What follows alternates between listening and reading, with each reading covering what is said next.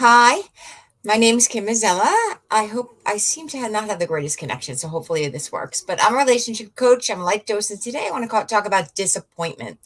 So we all get disappointed from time to time. It happens to the best of us, and I know that when you live a life, you just don't get. There's certain things that you're going to experience. If you live long enough, you're going to experience disappointment. You're going to experience grief. You're also going to experience love and joy. Life gives you everything. And so the big thing when you work with a life coach or when you work with anyone is how do I get through these things more successfully to get to the other side? Because we want to live happily, we want to live joyfully, and life can knock us over from time to time. Has a tendency to do that if we let it. And so when it comes to being being disappointed, it's really hard, especially if you feel like you've been disappointed by something more than once, right? Now, obviously, if we're talking about a person, and that relationship might need some work, that's one thing. But I'm talking about something that's a runoff, a one-off that you weren't really expecting to be terrible, or you were really looking forward to something and it didn't work out, and it has like a massive impact on your life. And what do you do? So I want to give you the three things that really help me when I feel disappointed, and things I teach my clients to really work through it so that you can get through the other side, because sooner or later you're going to have to work through it, but you want to grow through it, not just go through it, right? The first thing is, and I always say this, expectations are premeditated resentments. And so that means that when we have expectations of something giving us joy, we're asking for that, we're giving all that our power to that thing. So that doesn't mean we don't do this as human beings. Let's be honest, we all do it. But recognize, oh, I place my joy out there and my joy comes from in here. And I've got to remember that. That's the first thing you have to remember. Like, my joy is never dependent on a thing outside of me. Now, my joy is always dependent on what I give and what I think about, right? Those two things, what I give to others and what I think about. That's what brings me more joy.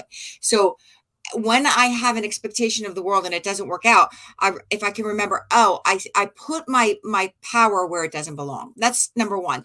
The second thing is that when things don't work out, if you've been at least practicing some thoughts that of what you want, and you're asking the universe for what you want or whatever you believe in, the universe always says yes to that. So if it's not working out or you're disappointed, it's because maybe the universe thinks there's a better version of it out there, or maybe it's not the right time, or maybe you're not ready, right? So maybe the universe is protecting you from the experience that might disappoint you. So that is called rejection is a form of protection, and it usually is. So when things don't work out for you, remind yourself, hey, as hard as this is, this might mean that there's something a little bit better down the line.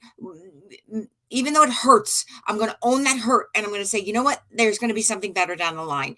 And finally, the last piece to really know, if you are still alive and you're still breathing, your story in this lifetime is not written, right? So you don't know how it's going to go. There might be some other thing that pops up in the way, and with some other path. Maybe this not working on out was to put you on this path that you never expected to be on.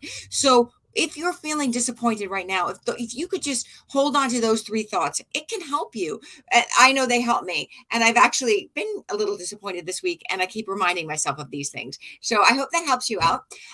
Remember that if you really want to work one-on-one with me, there's a million different ways you can find me. I do offer a course. I do have, I'm online at Open Minded Mystics. The way to get in touch with me is in the description bar. And remember that life is super short. So, oh, and also join my group, Supercharge Your Mindset. It's free.